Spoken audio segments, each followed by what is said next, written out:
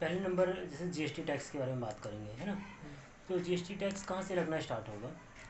सबसे पहले जो मैन्युफैक्चर कंपनी हुई, ठीक है, मैन्युफैक्चर कंपनी ने प्रोडक्ट बनाया, ठीक है।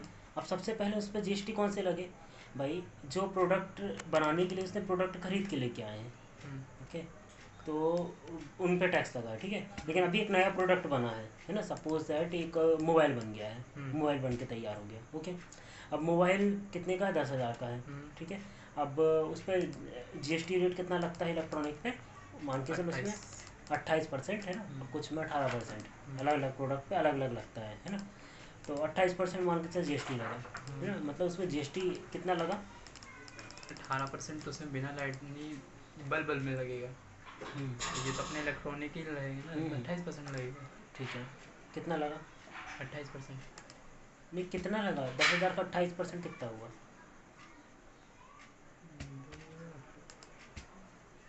28। देख, मोबाइल एक्चुअली में ज़्यादा लग्जरी में नहीं आता है, मोबाइल में क्या 18% लगता है, ठीक है। तो उसमें 1,800 रुपये टैक्स लगा, ठीक है। अब देख, ये मैन्युफैक्चर कंपनी है ना, मैन्युफैक्चर कंपनी ने सेल करी। अब देख, टैक्स कब लगेगा? जब प्रोडक्ट सेल हो जाएगा। जैसे मैं मैन्युफैक्चर कंपनी हूँ, ठीक है, मेरी एक मैन्युफैक्चर कंपनी है, मैंने उसको क्या कर दिया, पहले डिस्ट्रीब्यूटर को दे दिया, किसको दे दिया? डिस्ट्रीब्यूटर को, ओके, बेचने वाला, है ना। डिस्ट्रीब्यूटर के नीचे फिर रिटेलर होता है, रिटेलर बेचता है, डिस्ट्रीब्यूटर मान के चल डिस्ट्रीब्यूट करेगा, है ना। उसके बाद होल सेलर आएगा, उसके बाद रिटेलर आएगा, ठीक है। आजकल तो ई कॉमर्स से डायरेक्ट हो जाता है, लेकिन अभी मैं इस वाले एग्जाम्पल से ऑफलाइन मोड की बात कर रहा हूँ, ठीक है। तो सबसे पहले मैन्युफैक्चर कंपनी हुई, उसके बाद डिस्ट्रीब्यूटर को दिया। तो अब मैन्युफैक्चर कंपनी ने जब सेल कर दिया डिस्ट्रीब्यूटर को, इसमें 10,000 में 18% लगा के इसको दे दिया है, ठीक है। तो मीन्स डिस्ट्रीब्यूटर के पास जो डिस्ट्रीब्यूटर का कॉस्ट प्राइस होगा वो कितना होगा?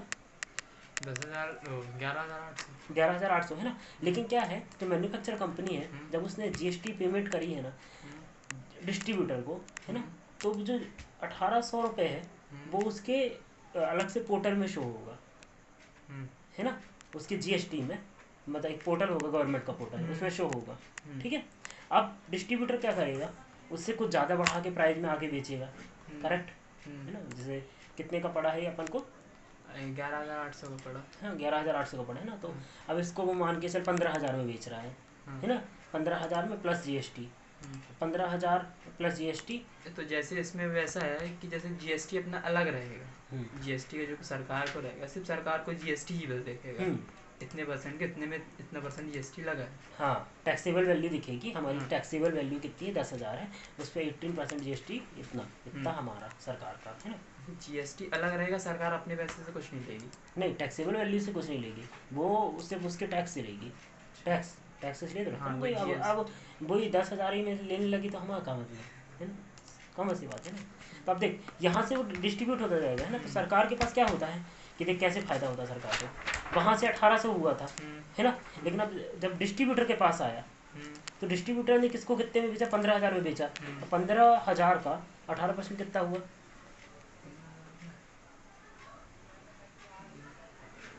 3,000 कुछ। अरे 1,800 और 400 कितना हुआ? 1,800 और 400, 2,200, है ना, 2,200 रुपये। अब 2,200 रुपये, ठीक है। अब मतलब सरकार को अभी तो कितना है देख, 1,800 तो इसके पोर्टल में था, इसको क्रेडिट मिल जाएगा, किसको? डिस्ट्रीब्यूटर को, 1,800 उसको मिल जाएगा ना। लेकिन अब उसने तो 2,200 टैक्स पे किया है। अच्छा, हाँ, उसने मार्जिन बढ़ा के करा तो जीएसटी भी बढ़ेगा, जीएसटी भी बढ़ा, तो अब 2,200 का गया है प्रोडक्ट, है ना, 2,200 टैक्स का गया है। इसमें ऐसे ही जीएसटी वो मतलब उसकी वैल्यू सिर्फ इसके टैक्स वैल्यू वो होगी, जीएसटी नहीं बढ़ेगा। नहीं, जैसे पर मोबाइल आपने बताया 10,000 का, तो टैक्सेबल वैल्यू पे ही टैक्स लगता है, उतने पे 18% लगता जाएगा। हाँ, ठीक है। अब जैसे 15,000 का बेच रहा है, this is called taxable value 15,000, उसमें टैक्स कितना लग रहा है? 18%। मतलब प्रोडक्ट की सेलिंग प्राइस कितनी हुई? 17,200। हाँ, 17,200 रुपये, है ना। तो उसमें से जो 2,200 है वो किसका? सरकार का है ना। लेकिन अभी 2,200 में से भी अभी तक सरकार को कितना बेनिफिट हो चुका है? 1,800 और 2,200 के बीच कितना डिफरेंस है? 400 रुपये का। अभी 400 रुपये का बेनिफिट हुआ है। क्यों? अब ये जो 2,200 रुपये है, अब ये डिस्ट्रीब्यूटर से होल सेलर के पास जाएगा, तो 2200 रुपये उसके में शो करेगा। अब लेकिन होलसेलर अपना रेट बना लगाएगा, है ना। तो अब मान के चलो उसने 20,000 में बेचा उस मोबाइल को, है ना। अब उसने किसको कितने का बेचा, 20,000 का। अब 20,000 में फिर 18% लगा दे तो कितना हुआ, 2800 रुपये, है ना। उसके में कितना क्रेडिट हुआ, 2200। वो पेड कितना कर रहा है, 2800, है ना। अभी कितना डिफरेंस है, 400 का, है ना, 600 का, ठीक है। अब ये क्या करेगा, होलसेलर रिटेलर को बेचेगा, है ना। अब रिटेलर उसको वो बेच रहा है 25,000 का मान के चल, ठीक है। अब 25,000 में टैक्स लगा 18%, तो अब कितना रुपया हुआ, 25,000 25,000 में 18%, 3,200 और 3,600, 3,600 श्योर। कितना था वो, 2800 पहुँच गया था ना अपना टैक्स, है ना। 2800 कहाँ पहुँचा था, वो 20,000 में, ओके। 5,000 का 400 रुपये,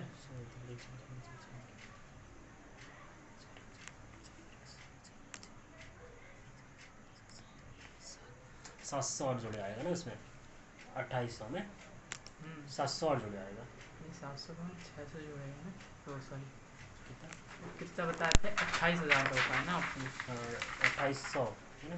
2800 में अब 700 और जुड़ेगा ना, ठीक है।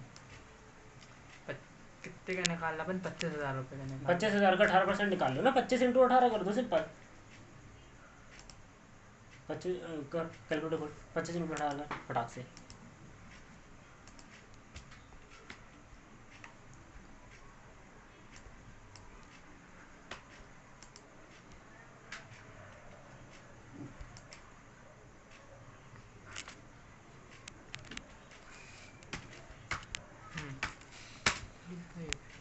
इंटू कितने करना, 18 ना, 18 कितना हुआ, 4,500 रुपये, 4,500, अब इतना टैक्स लग रहा है ना। ऐसे कर सकते हैं ना, ये देख, है ना, 4,500 रुपये, क्योंकि इसमें अभी क्या कितने करेगा, ये तो टंग आ रहा है,